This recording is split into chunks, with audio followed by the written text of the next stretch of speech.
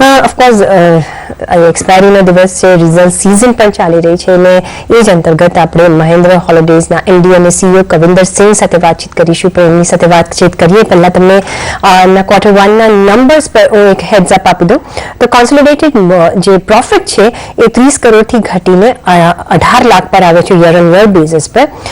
Consolidated ઇન્કમની વાત કરીએ તો 605 કરોડથી વધીને 615 કરોડ પર છે.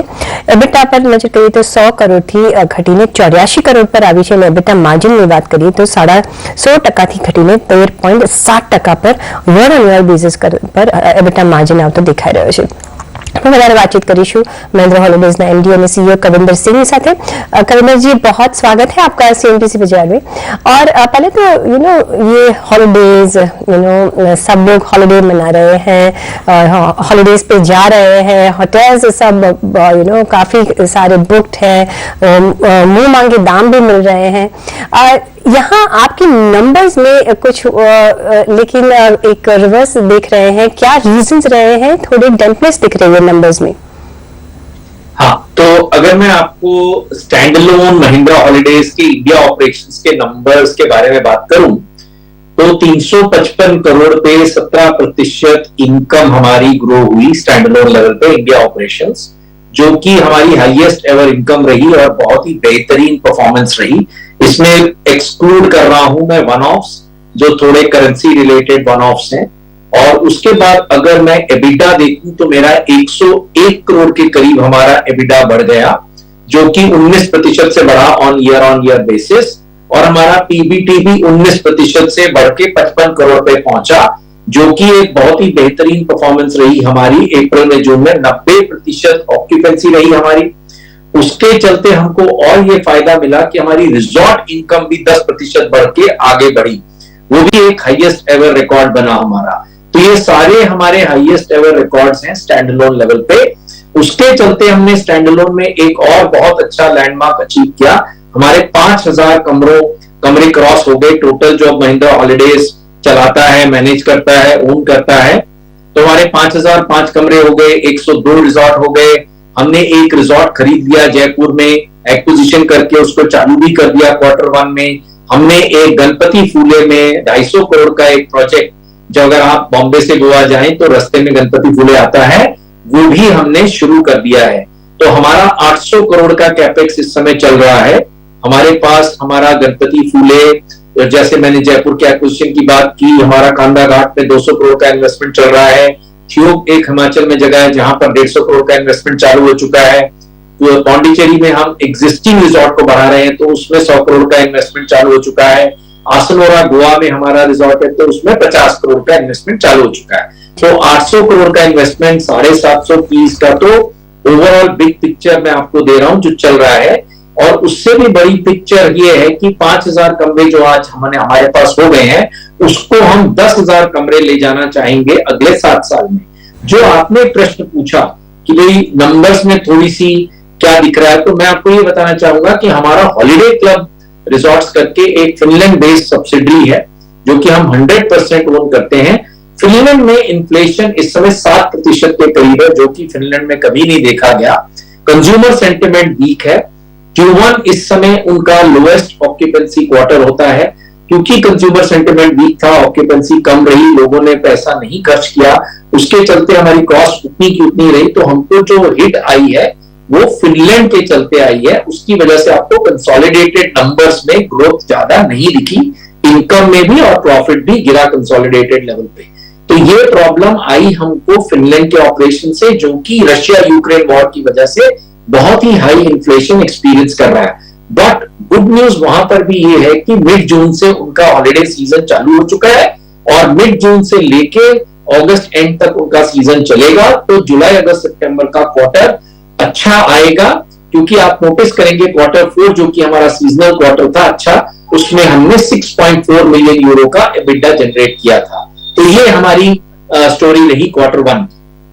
तो मे बी डोमेस्टिक बिजनेस आपका अच्छा रहा है, लेकिन वो फिल्म की वजह से एक थोड़ा डैम्पनेस देखने को मिला है। लेकिन नेक्स्ट क्वार्टर में हम देख सकते हैं, क्योंकि वहाँ समर आएगा और हॉलीडे सीजन शुरू होंगे, तो वहाँ से हमको बेनिफिट मिलता दिख रहा है।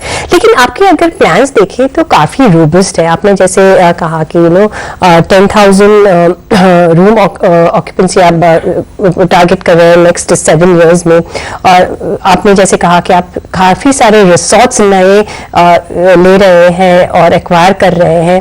ये सबका जो नए रिसोर्स लिए हैं वो उसकी नंबर्स अगर देखें, थोड़े ऑपरेशनल है, थोड़े ऑपरेशनल होंगे, नेक्स्ट क्वार्टर में कितना रिफ्लेक्ट हो सकता है नंबर वाइज?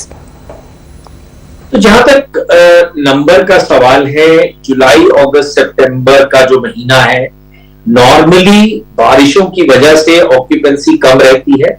तो जो नया रिसोर्ट इस क्वार्टर में आया है जयपुर का, वो फुली ऑक्यूपाइड जुलाई अगस्त सितंबर में शायद हो पाएगा, क्योंकि वहां पर उतनी बारिशें नहीं हैं। और नए रिसोर्ट जो हमने ऐड किए हैं वो इस क्वार्टर में यही थे, जुलाई हमने जयपुर का एक्वायर किया।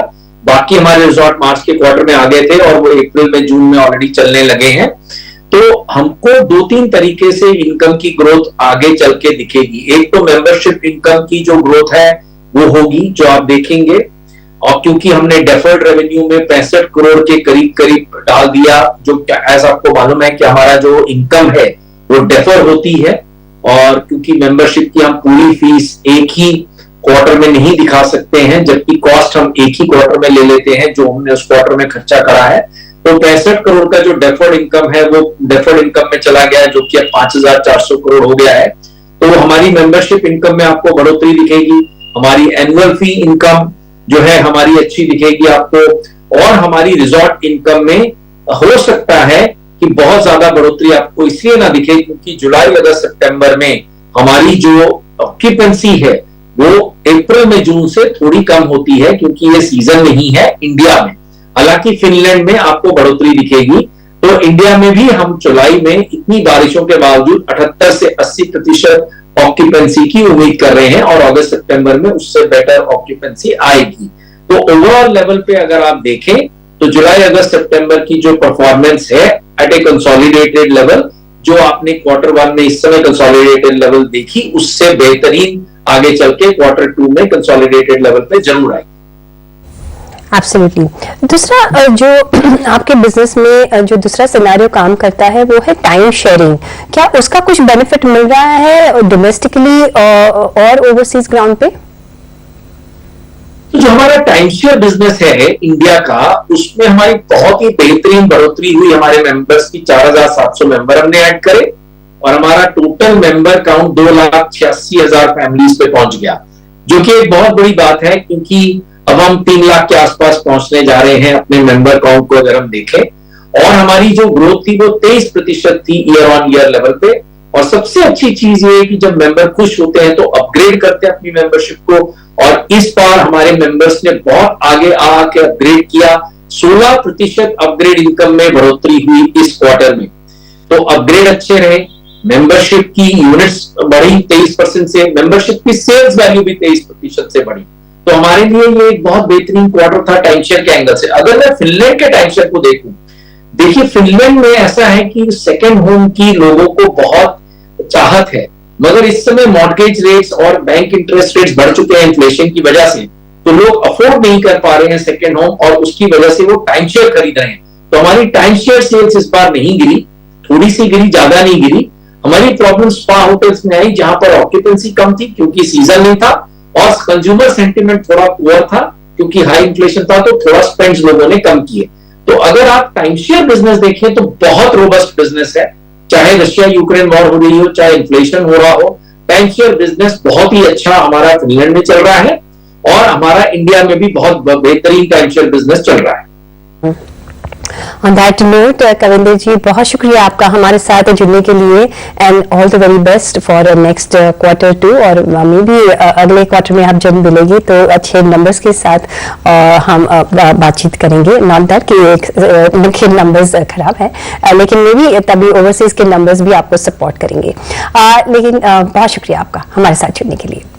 અને સાથે તમે મહિન્દ્રા હોલિડેઝના કાઉન્ટર પર નજર કરી લો. આજે 17 બેઝિસ પોઈન્ટની તેજી સાથે 346ના લેવલ પર મહિન્દ્રા હોલિડેઝ આજે કામકાજ કરતો દેખાઈ રહ્યો છે. સાથે જ એક બ્રેકનો સમય થઈ ગયો છે, તો એક બ્રેક લઈને પાછા ફરી જોડાયેલા રહેજો અમારી સાથે.